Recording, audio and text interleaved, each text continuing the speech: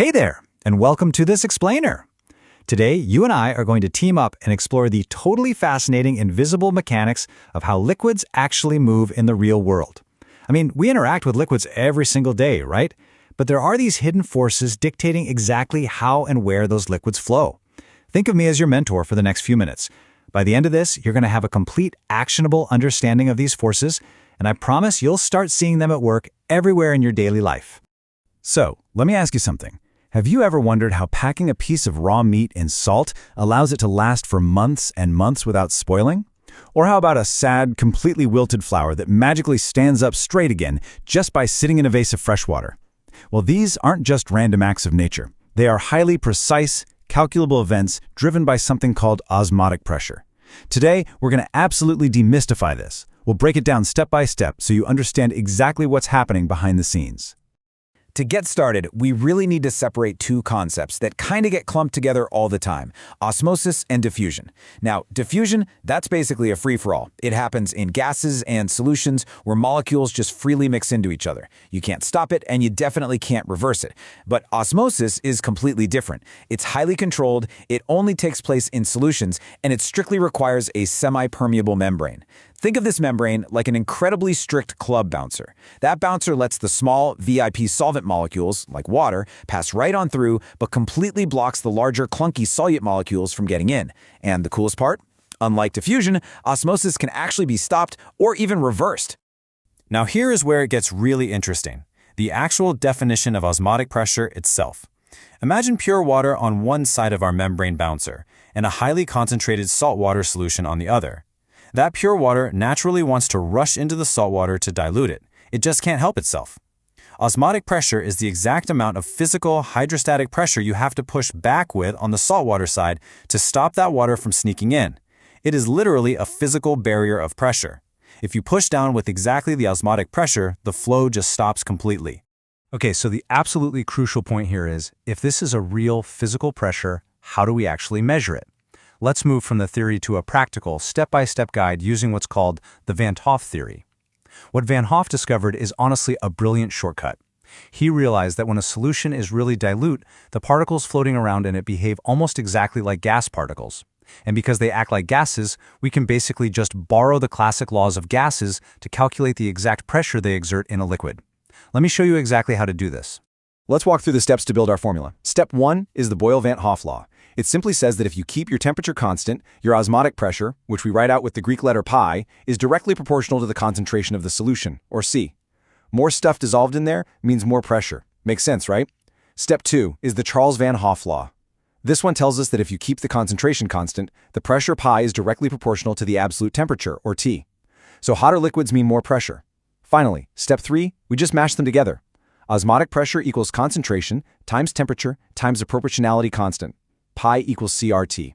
Now, this brilliantly illustrates the elegance of the math, but you're going to need the right key to actually unlock the formula and make it work. That key is R. To calculate the pressure in atmospheres, you literally just plug in this exact constant, 0.0821 liter atmospheres per mole Kelvin. It's actually the exact same constant scientists use for gases. Just plug in your concentration, your temperature in Kelvin, and this magic number, and boom, you immediately know the exact invisible pressure pushing against your membrane. Now, as your mentor in all this, I have to tell you why scientists actually care so much about this. We definitely don't just calculate this stuff for fun. The ultimate goal is here determining the molecular mass of totally unknown substances. By just tweaking our formula slightly, we can weigh out a substance, dissolve it, measure the osmotic pressure it creates, and then work entirely backwards to find its exact molecular weight. You might be wondering, why use this instead of other methods, like boiling or freezing the liquid? Well, because biomolecules, like complex proteins and polymers, are incredibly fragile. If you boil them, they literally break apart. Plus, for these giant molecules, the change in boiling point is way too tiny to even measure accurately. So measuring osmotic pressure at room temperature, it's the absolute perfect, safe way to weigh them.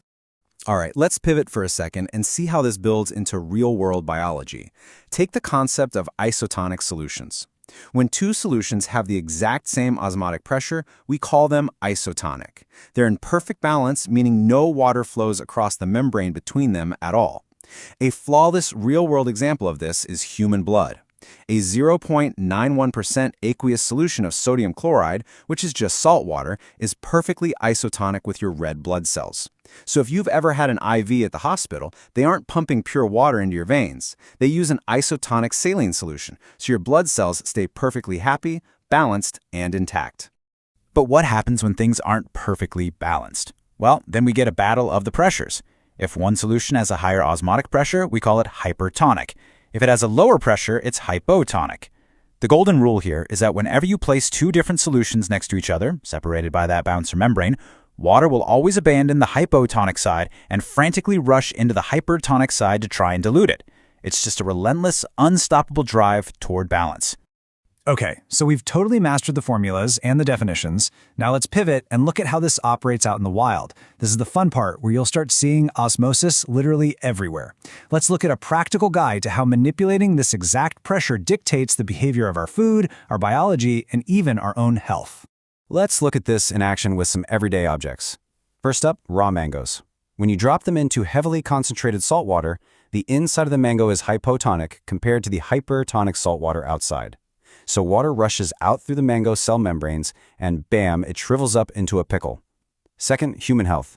If you eat a massive amount of salty food, your tissues become hypertonic. They forcefully pull in and retain water from your body, causing that really uncomfortable swelling known as edema. Third, our wilted flour from the beginning. The flour cells are hypertonic compared to the fresh face water. Water rushes into the cells, inflating them like tiny little balloons, and the flour stands upright again. Finally, preserving meat. By packing meat in salt, you're creating a wildly hypertonic environment. Any spoiling bacteria that lands on it instantly has all its water sucked right out by osmosis. They shrivel up and die, leaving your food perfectly safe and preserved. So we know that osmotic pressure is the exact amount of force needed to stop the natural flow of water, right? But what if we act like a total bully? What if we push back with a pressure that is significantly higher than the natural osmotic pressure? Well, that is called reverse osmosis. The natural laws basically break down, and the whole flow goes backward. The solvent is literally squeezed completely out of the solution, forcibly moving toward the pure solvent side. And that actually brings us to an incredible real-world case study, the desalination of seawater. Think about this. If you take ocean water, place it against a semi-permeable membrane, and apply immense mechanical pressure to it, way higher than the ocean's natural osmotic pressure, you can physically squeeze pure drinkable water right out of the salt. You are literally forcing the water past the membrane bouncer, leaving all the toxic salt behind. By understanding and manipulating this one simple physical law, engineers can actually create life-saving drinking water for millions of people out of the undrinkable ocean. It's just amazing. So let me leave you with this final thought. We started today looking at a few equations on a page, and we've ended up